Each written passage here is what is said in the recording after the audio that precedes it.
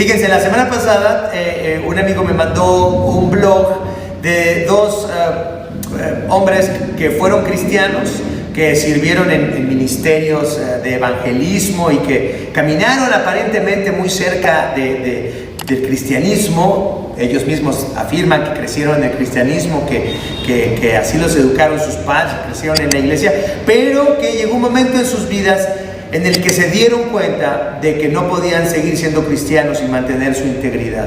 Se dieron cuenta de que no podían seguir siendo cristianos porque se dieron cuenta de que el cristianismo es una farsa, es algo falso.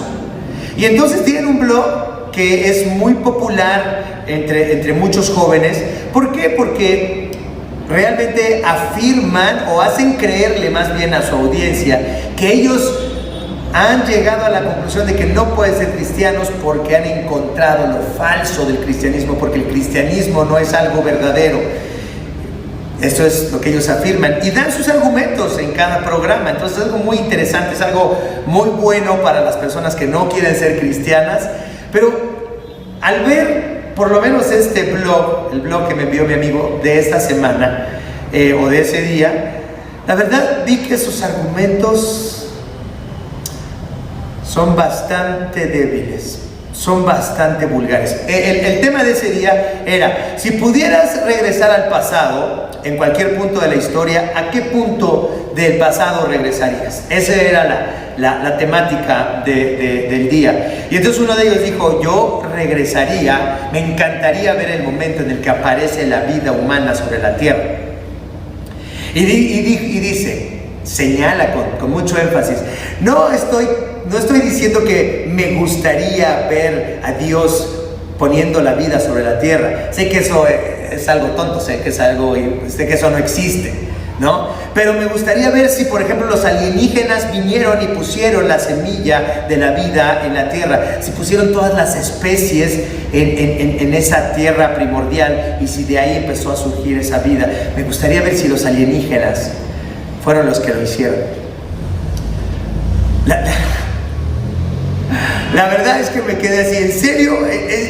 Estos son los argumentos de un programa tan popular para las personas que quieren tener razones para no ser cristianas. Decir que es algo absurdo, que no espera obviamente ver a Dios poniendo la vida sobre la tierra, porque es algo absurdo, es algo que no puede existir, pero que quisiera ver si los alienígenas sí pusieron la semilla de la vida sobre la tierra. ¡Wow! Estos son los argumentos que dan personas que afirman no ser cristianos porque tienen muy buenas razones para no serlo.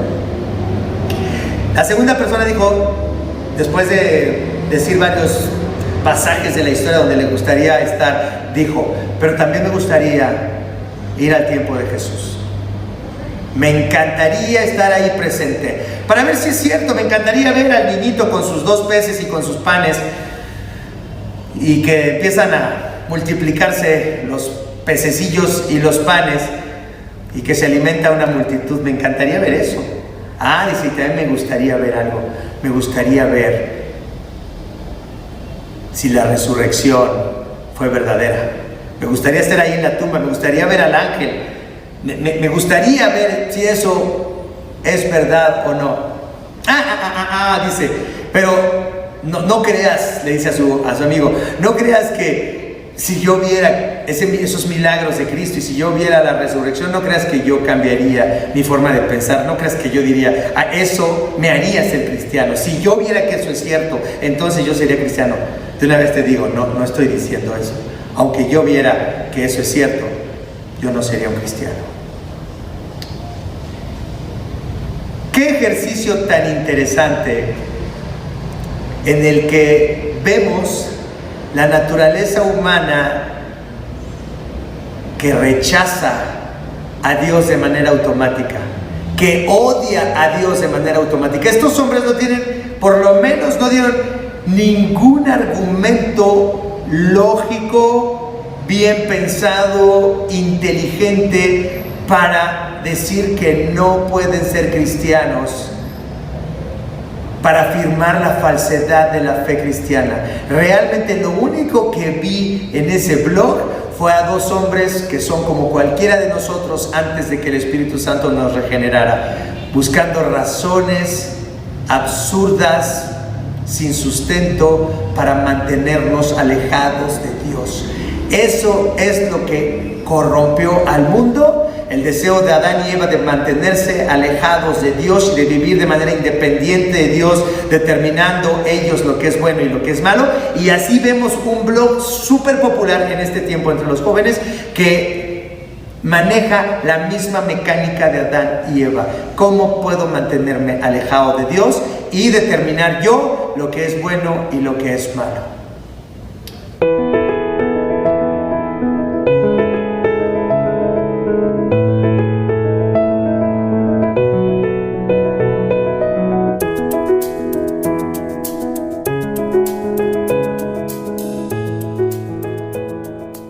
Vamos entonces a la palabra del Señor en esta mañana.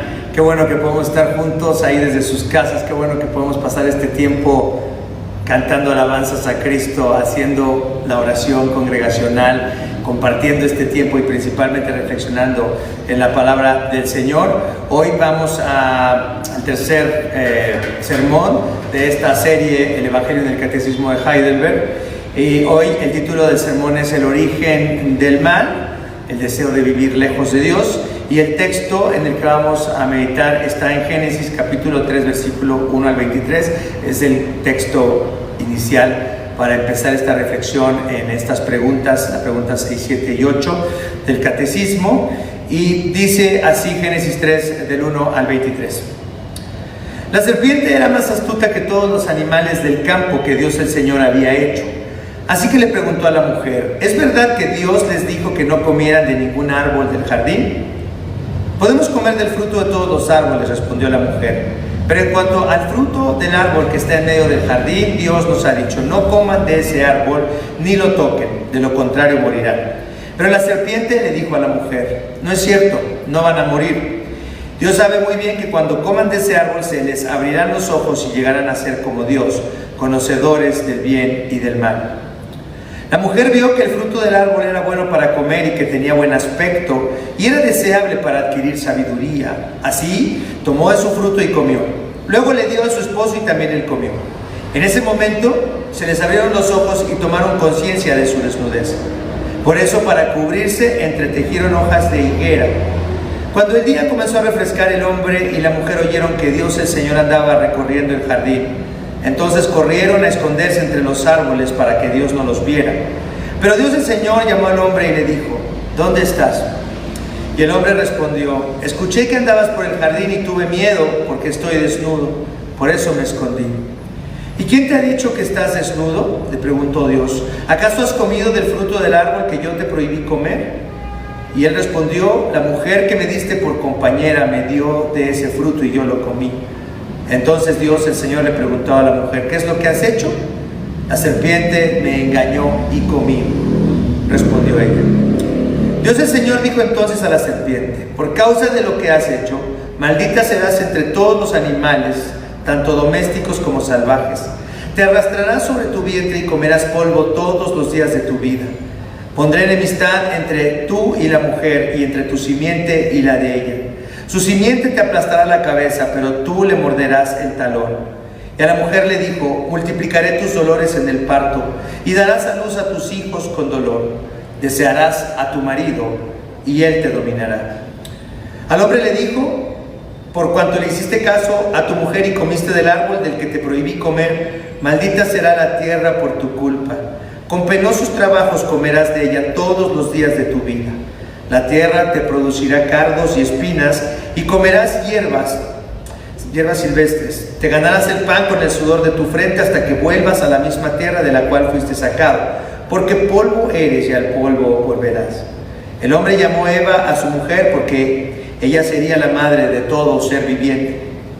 Dios el Señor hizo ropa de pieles para el hombre y su mujer y los vistió, y dijo: el ser humano ha llegado a ser como uno de nosotros, pues tiene conocimiento del bien y del mal. No vaya a ser que extienda su mano y tome también del fruto del árbol de la vida y lo coma y viva para siempre. Entonces Dios el Señor expulsó al ser humano del jardín del Edén para que trabajara la tierra de la cual había sido hecho. Esta es la palabra del Señor en la que vamos a meditar, y hoy continuamos con nuestra serie entonces basada en el Catecismo de Heidelberg. Hoy vamos a hablar de cómo surge el mal en un mundo bueno creado por Dios, y hablaremos de cómo fuimos creados a la imagen de Dios, pero de cómo todas las cosas se contaminaron por la desobediencia del ser humano. Y vamos a empezar con la pregunta 6, que dice, esta pregunta 6 del Catecismo: ¿creó pues Dios al hombre tan malo y perverso? ¿Creó Dios al hombre mal y perverso? Y la respuesta es no, al contrario. Dios creó al hombre bueno, haciéndolo a su imagen y semejanza, es decir, en verdadera justicia y santidad, para que rectamente conociera a Dios su Creador, lo amara de todo corazón y bienaventurado viviera con Él eternamente para alabarle y glorificarle. El pasaje principal, uno de los pasajes principales que utilizan los autores del Catecismo es Génesis 1, 26 y 27, que confirma estas palabras. Y dice así: hagamos al ser humano a nuestra imagen y semejanza, que tenga dominio sobre los peces del mar y sobre las aves del cielo, sobre los animales domésticos, sobre los animales salvajes y sobre todos los reptiles que se arrastran por el suelo. Y Dios creó al ser humano a su imagen, lo creó a imagen de Dios, hombre y mujer los creó. Muchas personas que no conocen obviamente la Escritura, que no la entienden, que tampoco entienden la fe cristiana, piensan que es algo muy tonto de parte nuestra afirmar que Dios es bueno, que Dios es santo, que Dios es perfecto, y que creó al ser humano tan malo como lo vemos, capaz de hacer las peores cosas. Piensan que así creó Dios al ser humano, y por eso piensan que es una contradicción decir que Dios es bueno y santo cuando vemos al ser humano y vemos la corrupción del mundo en manos del ser humano, que es malo. Entonces, algo muy importante es que tenemos que entender que Dios nos presenta a Adán y a Eva creados a su imagen y semejanza. Pero como criatura de Dios, esa santidad y esa perfección que tenían Adán y Eva dependían de su relación con el Creador. En cuanto esa relación con el Creador se rompiera, esa santidad, esa perfección del ser humano se terminaría. Es decir, la perfección con la que Dios creó a Adán y Eva incluía la posibilidad de dejar de ser perfectos, de dejar de ser santos. Incluía la posibilidad de corromperse, de rebelarse en contra de Dios y de corromper su propia naturaleza.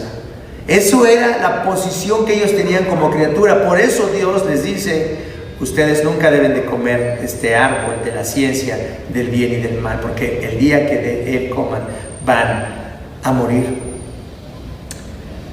Adán y Eva decidieron ir en contra de la voluntad divina porque podían hacerlo. Esa posibilidad, fíjense, no los hacía malos, como ya lo dijimos, más bien los hacía libres. Dios no estaba poniéndoles una trampa. Él, en su amor, pensó que Adán y Eva deberían de ser hechos a su imagen y semejanza, y para que tuvieran también dignidad, tendrían la libertad de elegir tomar de ese árbol o no. Por eso ahí estaba el árbol, porque ellos podían decidir libremente si obedecían a Dios y vivían bajo su señorío, o se rebelaban en contra de Dios y se apartaban de Él buscando su propia autonomía. Efesios capítulo 4, versículo 24, fíjense lo que dice con respecto a esta imagen de Dios. Cómo reconoce Pablo que necesitamos restaurar esa imagen de Dios que hemos perdido por nuestra rebelión en contra de Dios. Dice Efesios 4:24: con respecto a la vida que antes llevaban, se les enseñó que deberían de quitarse el ropaje de la vieja naturaleza, la cual está corrompida por los deseos engañosos, y ser renovados en la actitud de su mente y ponerse el ropaje de la nueva naturaleza, creada a imagen de Dios en verdadera justicia y santidad. El apóstol Pablo les dice a los creyentes de Éfeso, a estos cristianos de Éfeso, le dice: ustedes ya se han quitado el ropaje de la antigua naturaleza pecaminosa en la que ustedes anduvieron en otro tiempo. Y ahora, a causa de su fe en Cristo, se han puesto este nuevo ropaje que restaura la imagen de Dios en ustedes. Esta forma en la que ustedes fueron creados, dice el apóstol Pablo, en verdadera justicia y santidad. Hasta el momento, antes de la caída, Adán y Eva eran perfectamente hechos a la imagen y semejanza de Dios en cuanto a su santidad. Pero podían elegir lo malo y así lo hicieron. Y así, entonces, esa buena creación y esa naturaleza perfecta, santa, hecha a la imagen y semejanza de Dios, fue destruida, fue corrompida por la rebelión de nuestros primeros padres. Y eso es lo que dice la pregunta número 7. La pregunta dice: ¿de dónde procede esta corrupción de la naturaleza humana? La respuesta es: de la caída y desobediencia de nuestros primeros padres, Adán y Eva, en el paraíso. Por ello nuestra naturaleza ha quedado de tal manera corrompida que todos somos concebidos y nacidos en pecado. Fíjense, nuestra naturaleza ha quedado de tal manera corrompida que todos somos concebidos y nacidos en pecado. ¿De dónde surge el mal en el mundo? De esa desobediencia descarada, voluntaria de Adán y de Eva. Cuando ustedes analizan el capítulo 3 de Génesis, este diálogo entre Dios y Adán y Eva, cuando desobedecen a Dios, nunca vemos que Adán y Eva piden perdón, que Adán y Eva suplican a Dios para no ser echados. Tenemos que comprender, porque hay muchas personas que dicen: es que Dios es muy cruel, es muy duro, solamente un pequeño error y mira lo que Dios les hizo vivir, cómo Dios los expulsó del paraíso.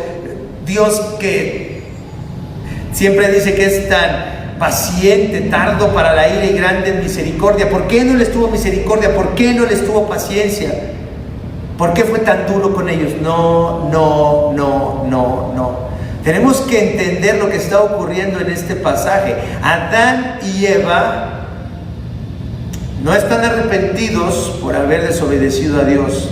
No sienten dolor por haber deshonrado a Dios, por haberle faltado a Dios. Sienten vergüenza y temor de las consecuencias de su desobediencia y de lo que vendría, pero no están arrepentidos.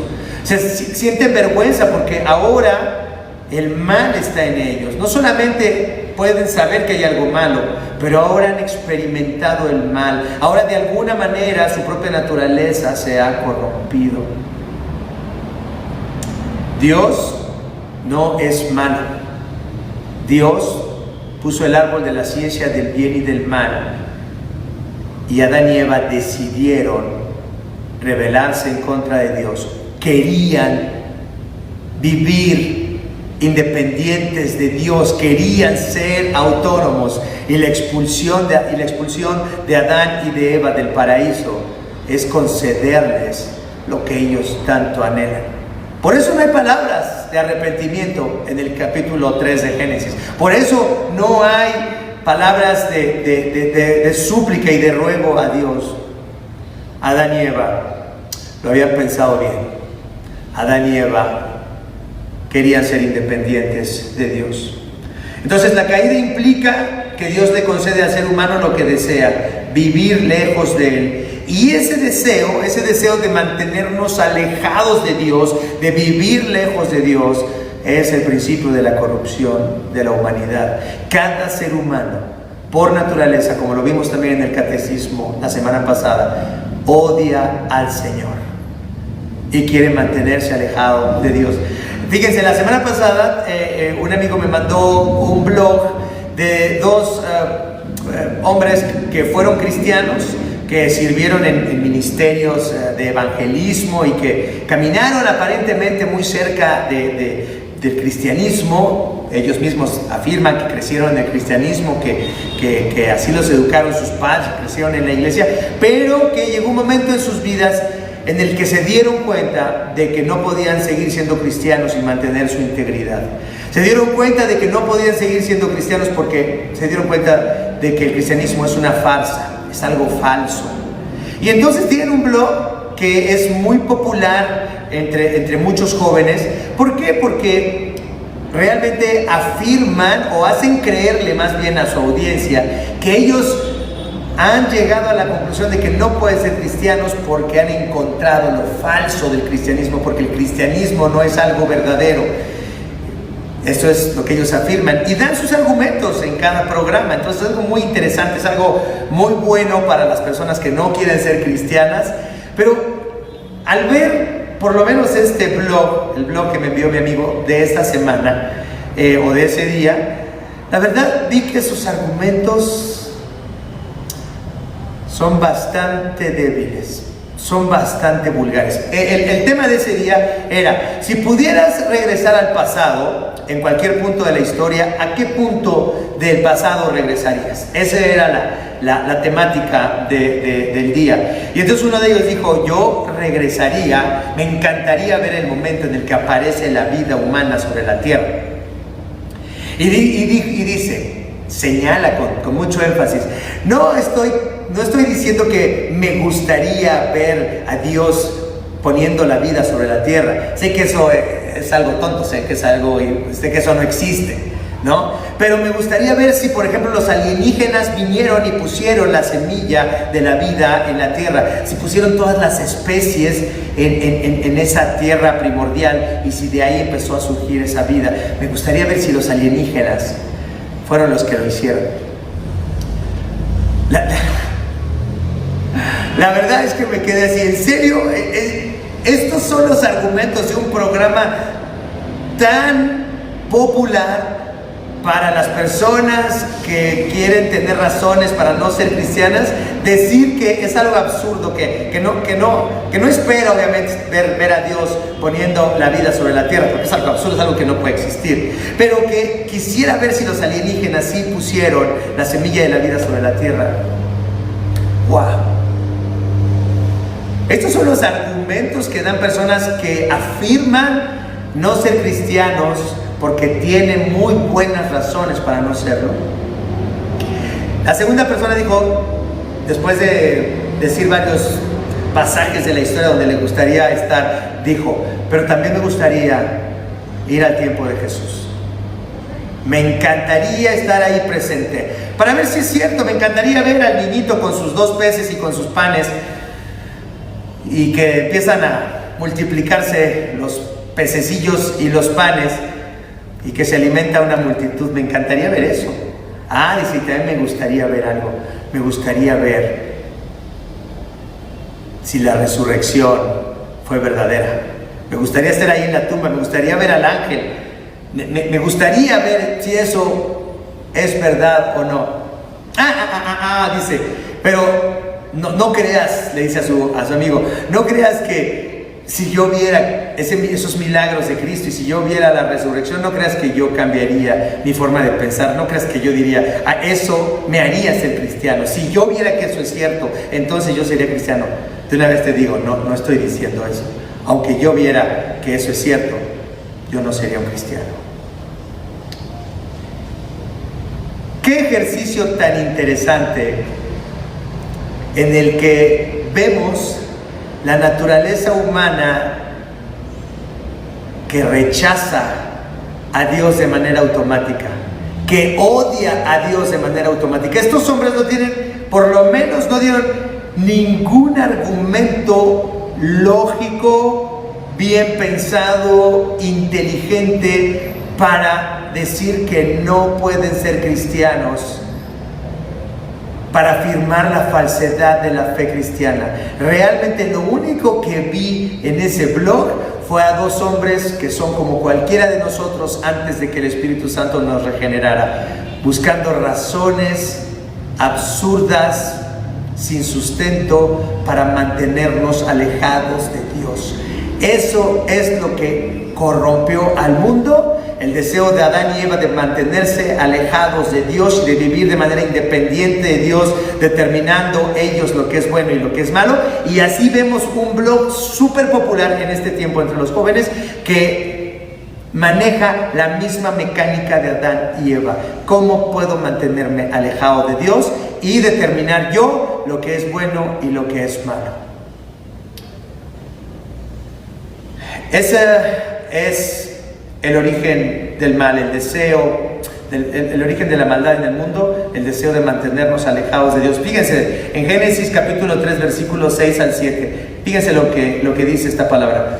Génesis 3, del 6 al 7. La mujer vio que el fruto del árbol era bueno para comer y que tenía buen aspecto y era deseable para adquirir sabiduría. Así que tomó de su fruto y comió. Luego le dio a su esposo y también él comió. En ese momento se les abrieron los ojos y tomaron conciencia de su desnudez. Por eso, para cubrirse, entretejieron hojas de higuera. Ahora Adán y Eva no soportaban su propia desnudez. Ahora Adán y Eva, al tomar del árbol de la ciencia del bien y del mal, que era una prerrogativa, ese conocimiento era una prerrogativa solamente del Creador, ellos tomaron de ese fruto y lo primero que sintieron fue una gran vergüenza de su propia desnudez. Recordemos que la palabra desnudez en hebreo significa también, es la misma palabra que se utiliza para humillación o derrota. Adán y Eva se sintieron derrotados, humillados, al verse a sí mismos, separados de Dios. Perdió significado su propia existencia. Separados de Dios, dejaron de ser lo que habían sido hasta ese momento y ahora no sabían lo que eran. Ahora estaban perdidos y sintieron vergüenza.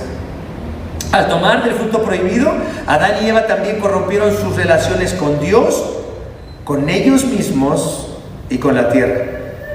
Ahí mismo en Génesis 3, pero versículos del 16 al 19, Génesis 3 del 16 al 19 dice: a la mujer le dijo: multiplicaré tus dolores en el parto y darás a luz a tus hijos con dolor. Desearás a tu marido y él te dominará. ¿Qué fue la primera consecuencia para la mujer? Fue que ahora daría a luz a cada ser humano que todavía tiene la imagen de Dios, pero ahora con dolor. Ahora cada hijo produciría un gran dolor a la mujer. Y la segunda consecuencia de la caída es que ella desearía a su esposo, desearía que su esposo fuera de ella, desearía que su esposo estuviera con ella, desearía poder dominar a su esposo, pero su esposo acabaría dominándolo. Y ahí empieza la historia de la corrupción, de la toxicidad de la relación entre los hombres y las mujeres, donde las mujeres llevan y llevarán la peor parte en la relación. ¿De dónde surgen las violaciones, los feminicidios? ¿Por qué hay tantas parejas que matan a sus esposas, a sus novias, a sus amantes? ¿Por qué? Porque hay una maldición sobre el ser humano. Y fíjense una cosa, muchas personas ignorantes de la Biblia y de la fe cristiana afirman que los cristianos decimos que las mujeres deben sufrir y deben estar sometidas y deben estar siempre en un segundo lugar y deben ser menospreciadas porque ellas fueron las que trajeron la caída, porque ellas fueron las primeras que comieron del fruto, ellas fueron las transgresoras y por eso en el cristianismo se le castiga a la mujer. Y eso es una mentira. Eso no lo puedes encontrar en ninguna parte de la Biblia. Eso no lo puedes encontrar en ningún pasaje bíblico. Lo que la Biblia afirma es que porque Eva y Adán se rebelaron en contra de Dios y porque odian a Dios y porque quieren vivir haciendo su voluntad, entonces ahí entran en un conflicto de dominio, el uno en contra del otro. Y eso es una verdad de la condición humana caída. ¿Cuándo se terminarán los feminicidios y la violencia contra la mujer y las violaciones hacia las mujeres? ¿Cuándo se terminarán? Se terminarán cuando un hombre o una mujer se arrepientan de su pecado contra Dios. Cuando el ser humano se arrepiente y venga a Cristo y entonces seamos reconciliados con Dios, seamos reconciliados con nuestro Creador y nos sometamos voluntariamente a su señorío. Eso es lo que pasa en la fe cristiana. Nos arrepentimos de ser violentos, nos arrepentimos de estar en conflicto con otros, nos arrepentimos de esa naturaleza desobediente y caída. Venimos a Cristo y por su vida, por su muerte y por su resurrección entendemos que hemos sido reconciliados con el Padre, que Cristo fue obediente a la ley de Dios y que esa obediencia nos justifica delante del Padre. Comprendemos que Cristo fue a la cruz en nuestro lugar y que su sangre derramada por nuestros pecados nos justifica delante del Padre. Y ahora podemos regresar al Padre voluntariamente, decirle: Señor, quiero vivir para ti, me someto a tu señorío. Mientras eso no pase, o mientras Cristo no venga y destruya a todos los que sean capaces de hacer lo malo, mientras Cristo no venga a destruir el mal, la condición de la mujer y del hombre siempre va a ser así. Pero también el trabajo humano se corrompió, dijo Dios al hombre en el versículo 17: por cuanto le hiciste caso a tu mujer y comiste del árbol del que te prohibí comer, maldita será la tierra por tu culpa. Con penosos trabajos comerás de ella todos los días de tu vida. La tierra te producirá cardos y espinas y comerás hierbas silvestres. Te ganarás el pan con el sudor de tu frente hasta que vuelvas a la misma tierra de la cual fuiste sacado. Porque polvo eres y al polvo volverás. Ahora el trabajo de Adán, en lugar de construir una civilización, en lugar de cultivar el mundo y crear una civilización bajo el señorío de Dios, ahora todo el trabajo sería infructuoso. Ahora todo lo que el hombre costaría demasiado esfuerzo y el hombre se esforzaría toda su vida por sobrevivir, solamente para llegar al final de su existencia y volver al polvo. Esa es la maldición del trabajo humano. Podemos esforzarnos muchísimo en construir algo, solamente para ver cómo eso que construimos hay que darle mantenimiento todo el tiempo, hay que estar al pendiente de eso todo el tiempo, porque empieza a decaer, porque empieza a echarse a perder, porque empieza a romperse, porque empieza a destruirse. Y además, aparte de esforzarnos en mantener lo que logramos hacer en esta vida, al final vendrá la muerte y tendremos que despedirnos de todo lo que hemos hecho en nuestra vida. De todos nuestros trabajos tendremos que despedirnos, y todo lo que tal vez hemos logrado construir o hacer, todos nuestros logros serán olvidados, destruidos, abandonados. Esa es la condición ahora del ser humano. Toda la gloria humana desaparecerá en el polvo. Adán regresaría al polvo de donde fue tomado, y todos nosotros regresaremos a la tierra también, de donde hemos sido tomados. Nadie, fíjense, por esta rebelión en contra de Dios, por este deseo de mantenernos alejados de Dios, nadie que ha pisado esta tierra puede abandonar el mundo sin experimentar dolor, soledad, desesperación, angustia, rechazo, temor, vergüenza, traición, enfermedad y muerte. Nadie que haya pisado este mundo puede escaparse de esto, que fue causado por el deseo de nuestros primeros padres y por nuestro deseo aún ahora de mantenernos lejos de Dios. Y aquí viene la última pregunta: ¿por qué necesitamos que Dios tenga misericordia de nosotros? Es lo que nosotros como cristianos enseñamos, que la condición miserable del hombre requiere que Dios tenga misericordia, porque si Dios no tiene misericordia de nosotros, no podemos dejar de hacer lo malo. Y eso es lo que viene en la pregunta 8. Dice esta pregunta: ¿estamos tan corrompidos que somos totalmente incapaces de hacer el bien e inclinados a todo mal? ¿Estamos tan corrompidos que somos totalmente incapaces de hacer el bien e inclinados a todo el mal? La respuesta del catecismo es: ciertamente, sí, estamos corrompidos, somos totalmente incapaces de hacer el bien e inclinados a todo mal, si no hemos sido regenerados por el Espíritu de Dios. En San Juan capítulo 3, pero ahora de los versículos 3 al 6, recordamos este diálogo entre Jesús y Nicodemo. Vamos a ver qué dice este diálogo. San Juan capítulo 3, versículos del 3 al 6 dice: de veras te aseguro que quien no nazca de nuevo no puede ver el reino de Dios, dijo Jesús. ¿Cómo puede uno nacer de nuevo siendo ya viejo?, preguntó Nicodemo. ¿Acaso puede entrar por segunda vez en el vientre de su madre y volver a nacer? Yo te aseguro que quien no nace de agua y del Espíritu no puede entrar en el reino de Dios, respondió Jesús. Lo que nace del cuerpo es cuerpo, lo que nace del Espíritu es espíritu.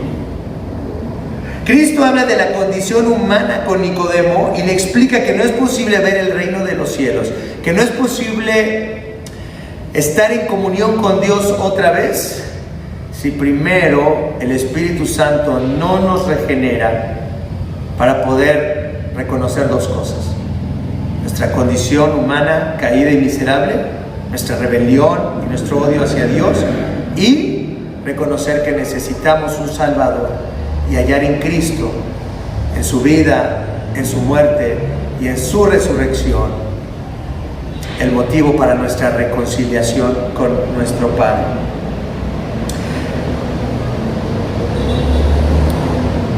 En Romanos capítulo 11, fíjense algo muy interesante, Romanos capítulo 11, versículos del 11 al 12, Pablo nos habla también de esa obra del Espíritu Santo que necesitamos. Fíjense lo que dice, Romanos 11, del 11 al 13.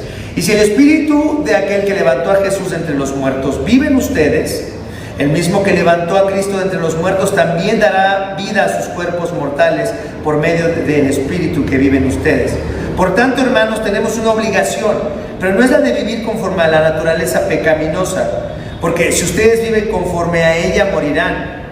Pero si por medio del Espíritu dan muerte a los malos hábitos del cuerpo, entonces vivirán. ¿Qué dice el apóstol Pablo? Dice exactamente lo que Cristo le está diciendo a Nicodemo en San Juan capítulo 3, que si no es por la obra del Espíritu Santo que nos hace nacer de nuevo, fíjense, nuestra condición es tan miserable que Dios no dice, bueno, ustedes necesitan un cambiecito, necesitan un mejoramiento, les voy a dar unos mandamientos para que los obedezcan y ya con eso van a estar bien. No, no, no, no. La condición humana es tan miserable, estamos tan miserables, estamos tan inclinados a hacer continuamente el mal, que necesitamos nacer de nuevo.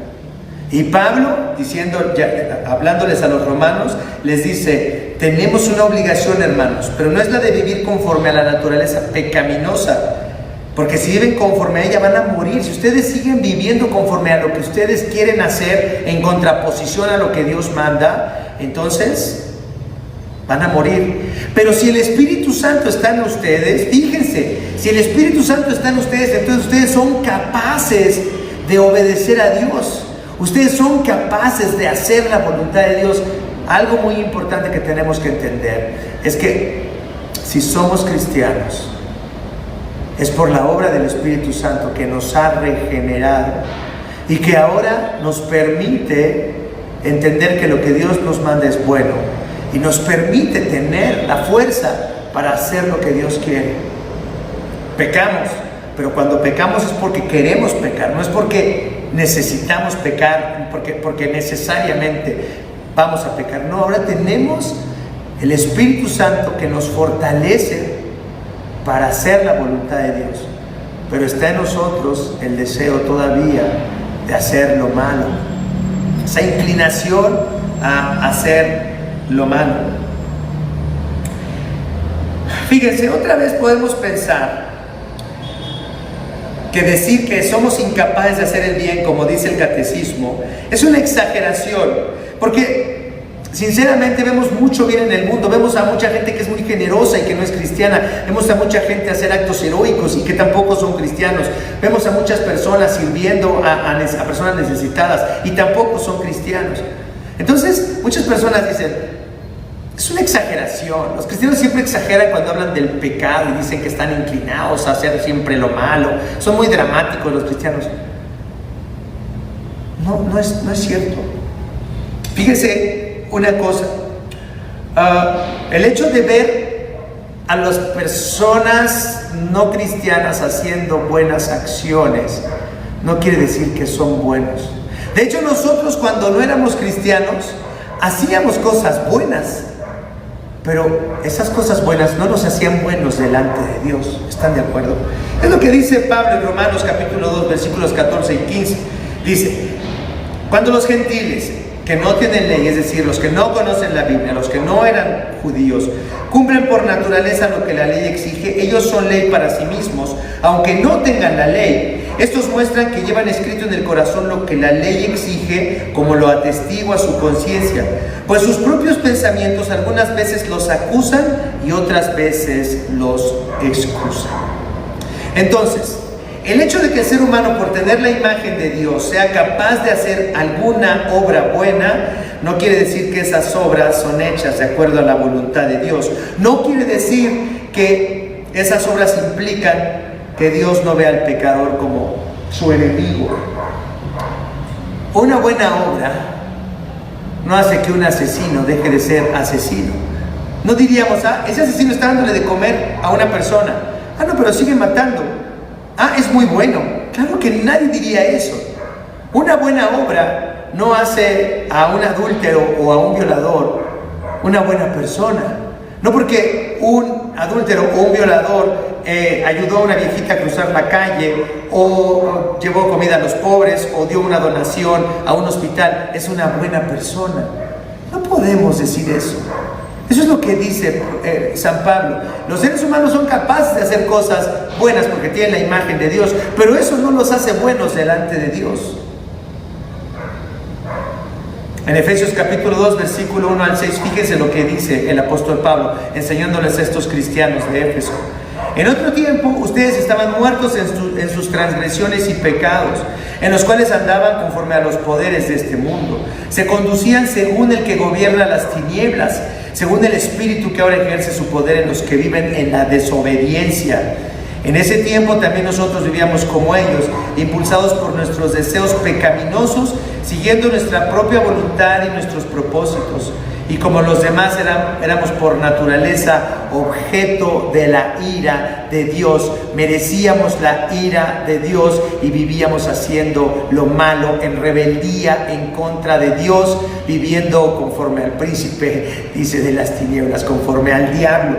Pero Dios, que es rico en misericordia, por su gran amor por nosotros, nos dio vida juntamente con Cristo, aun cuando estábamos muertos en pecados. Muertos en pecados. No éramos medio malos, no éramos, bueno, a veces hacen lo bueno, a veces hacen lo malo, son medio malos, pero también hay mucho bueno en ellos. No, estábamos muertos en pecados. Esa es la condición que tiene que revertir el Espíritu Santo de Dios, como dice la respuesta de hoy. Si no hemos sido regenerados por el Espíritu de Dios, somos totalmente incapaces de hacer el bien y estamos inclinados a todo el mal. Por gracia, dice San Pablo a los Efesios, ustedes han sido salvados y ahora en unión con Cristo Dios nos resucitó y nos hizo sentar con Él en las regiones celestiales. Sin la obra del Espíritu Santo que nos lleve a Cristo, somos incapaces de hacer nada bueno delante de Dios. La condición humana y miserable no se puede arreglar con lecciones morales. El catecismo nos dice que estamos totalmente incapacitados para hacer el bien. Necesitamos, más bien, que Cristo venga a nuestras vidas y que nos salve de nuestro aborrecimiento de Dios. Pablo describe la condición humana sin Cristo como personas que están muertas en pecados. Pero Cristo viene a nuestras vidas y, siendo sus enemigos, muere por nosotros. Y odiándole, muere por nosotros. ¿Cómo empezó el desastre que hay en el mundo? Empezó cuando Adán y Eva decidieron alejarse de Dios y vivir vidas independientes de Él. ¿Qué pasó entonces con el mundo? El mundo se corrompió y el ser humano se volvió incapaz de hacer lo bueno. ¿Cómo se ha resuelto esta condición miserable?